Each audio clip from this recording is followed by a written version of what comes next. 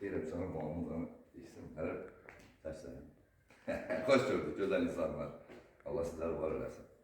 Allah alana da, satana da həmçə deyim ki, xeyir versin. Allah olmayanlar inşallah qismət edəsin. Evimiz çıxdı Sevinç qəsəbəsində.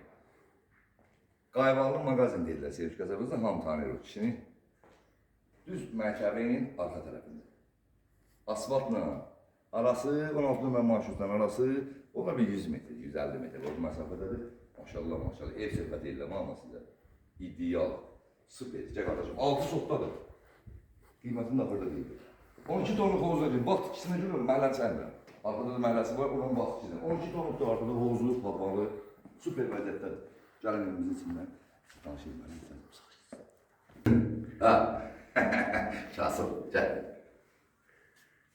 Bu şimdi geldik, kapıdan girdin hemen sağında. Kutumun evi, sərliqəli şəkildə, burada yiysən mi? Görsən mi? Sərliqəli, süper vəziyyətdə. Burada, hemen burada. Hamamımız, sanitarımız, sərliqəli şəkildə. Çorabım da desəm Mariyana'dır. Kasım.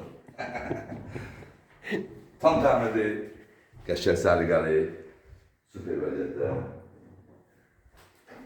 Sanitarımız. Sərliqəli şəkildə, gözəl insanlar, süper. Gəl. Buradan da gelirsən, maşallah, maşallah, evə bakayım ben. Kasır. Kasır var, kasır. Birbirini Allah var arası. Bizim bir birimiz var burada, yediğimiz olarak. Elezene maddeyi ötüyü. Güzel insanlar. Burada bir yatak otağımız. Altın beşe. Sərliqəli. Süper. Güzel insanlar. Bu da bir yatak otağımız. Muamızdan ideal. Gel. Altın beşe. Qatardır. Allah olmayanlara da qismət eləsin inşallah. Alana da, satana da çoxlu xeyirlər versin inşallah. Qatardır.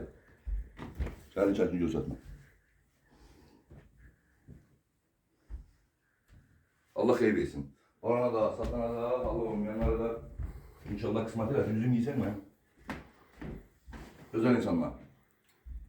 Evimizin qiyməti bilmirəm, təzili 72.000 razılaşmanın 6 sotdadır. Sənədlərdə çıxarışdadır. Əgər siz kəfəz qeydiyyatında varsınızsa da birbaşa çıxarış sizin adınıza veriləcək.